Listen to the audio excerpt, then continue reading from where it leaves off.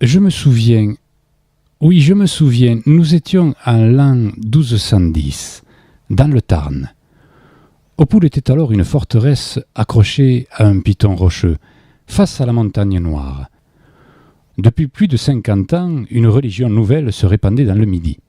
C'était le catharisme. La religion cathare donnait comme but à l'homme d'atteindre la pureté parfaite de l'âme. Pendant la durée de sa vie terrestre, considérée comme une épreuve, l'homme devait s'efforcer, par une conduite appropriée, de rompre avec la matière, le monde physique et les besoins grossiers.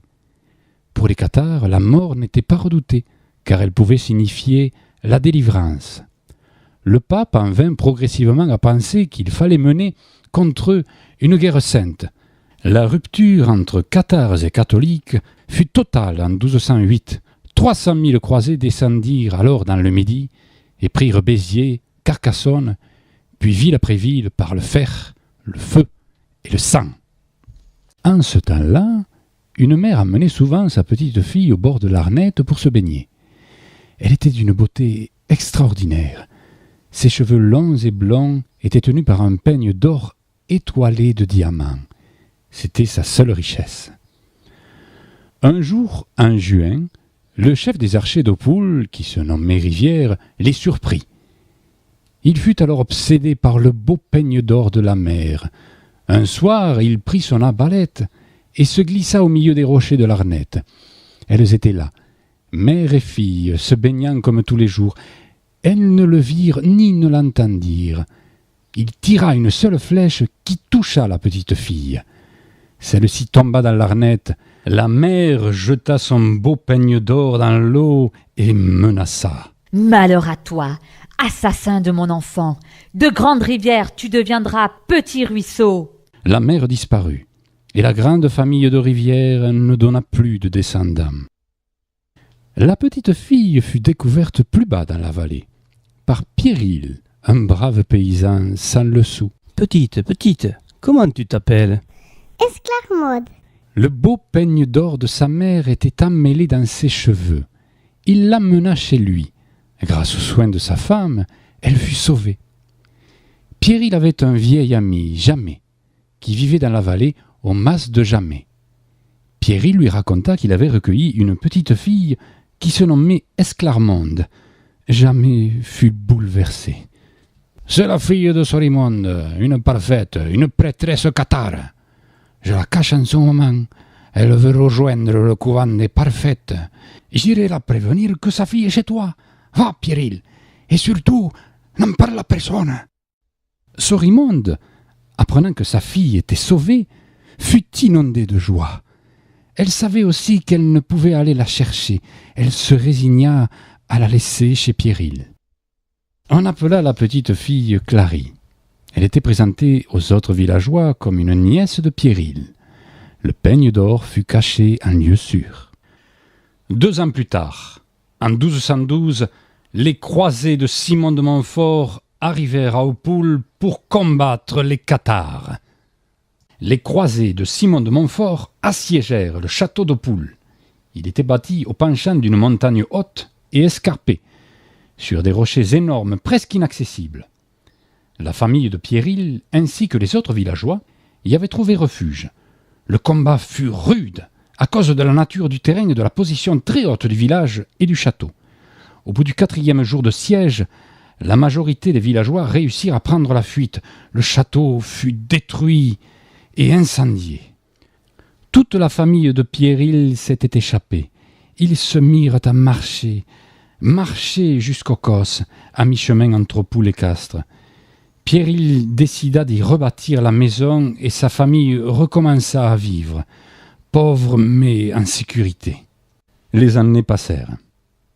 Les enfants de Pierril partirent les uns après les autres pour fonder une famille à leur tour, sauf Titsou. Amoureux de Clary, fille étrange aux cheveux blonds, il ne pouvait s'empêcher de la regarder durant des heures entières sans rien dire, juste en souriant. L'hiver 1219 fut très rude. La femme de Pierril mourut, laissant un enfant en bas âge. Pierril, anéanti par le chagrin, décida de partir à Montségur, où son ami, le vieux Jamais, avait trouvé refuge. Il s'était converti au catharisme. Clary, Titsou, venez près de moi. Clary, tu te souviens comment tu es arrivée chez nous? Non, père, je ne me souviens n'avoir vécu qu'avec toi et mère. Clary, ton vrai prénom est Esclarmonde. Tu es la fille de Sorimonde, une parfaite, une prêtresse cathare. Je t'ai trouvé dans l'arnette, avec un peigne d'or emmêlé dans tes cheveux. Je l'ai caché dans un arbre creux près de l'arnette. Garde-le toujours avec toi. Ne le donne jamais à personne. Mais père, où est ma vraie mère? Dans un couvent de parfaite. Tu la retrouveras un jour. Titsou, fils, veille sur Esclarmonde et sur le peigne d'or. Pierril partit. La vie était difficile sur le Causse, mais les deux jeunes gens savaient travailler la terre. Un matin, Clary partit chercher de l'eau lorsqu'elle vit une femme aux longs cheveux blancs s'approcher d'elle. Esclarmonde? Es-tu ma fille Esclarmonde? Sorimonde était devant elle, frêle mais souriante. Ses longs cheveux blancs volaient autour d'elle, éclairant son visage d'une lumière dorée. Les deux femmes apprirent enfin à se connaître. Sorimonde avait quitté le couvent des Parfaites pour retrouver sa fille. Elle voulait lui enseigner son savoir, l'écriture, la lecture, le tissage. Ma fille, j'aurais tant aimé te donner mon peigne d'or pour que ta vie soit plus belle. Mère, je sais où est le peigne. Quand Pierril m'a découverte, il était emmêlé dans mes cheveux. Elles partirent vers l'arnette. Pierril avait caché le peigne dans un arbre creux, là où les rochers forment un cercle. Le temps passa. Au printemps suivant, Esclarmonde et Titsou décidèrent de se marier. Esclarmonde portait avec fierté le beau peigne d'or dans ses cheveux. Elle avait mis sa plus belle robe, tissée de ses mains. Les cloches tintaient joyeusement. Titsou lui avait trouvé une jolie mule blanche. Ils s'en allèrent vers l'église. Le prêtre les attendait sous le porche. Sur le chemin, la comtesse de Poule, de retour d'une promenade, regardait cette belle mariée, pauvre, mais avec un si joli peigne d'or. Intriguée par ce peigne, la comtesse arrêta le cortège. « Bel enfant, ton peigne est très beau.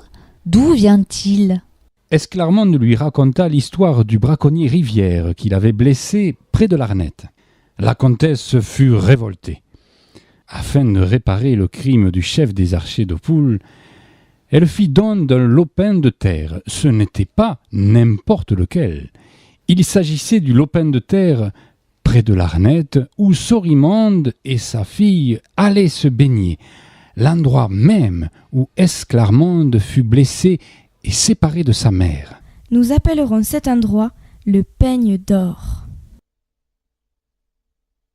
C'est au peigne d'or que Titsou et ses frères construisirent le premier moulin foulon de l'histoire. La laine provenant de la tonte des moutons était lavée, filée, tissée sur place pour devenir des draps. Le foulonnage consistait à dégraisser les draps de laine dans l'eau de la rivière. Pour cela, on plaçait l'étoffe dans une cuve remplie d'eau et de terre glaise, puis elle était frappée successivement par 3 paires de pilons mus par la force hydraulique. Cette opération, en feutrant les fils de laine, apportait au drap une douceur particulière. Selon certains, ce Massarnette est à l'origine de Mazamet. Le peigne d'or fut confié à la comtesse de Poule. Il fait partie, depuis ce jour, des trésors des cathares de Montségur. Personne ne l'a jamais retrouvé. Cette histoire a été écrite par la comtesse afin que nul ne l'ignore ni ne l'oublie. Dans la montagne noire, on la raconte encore. On l'appelle la légende du peigne d'or.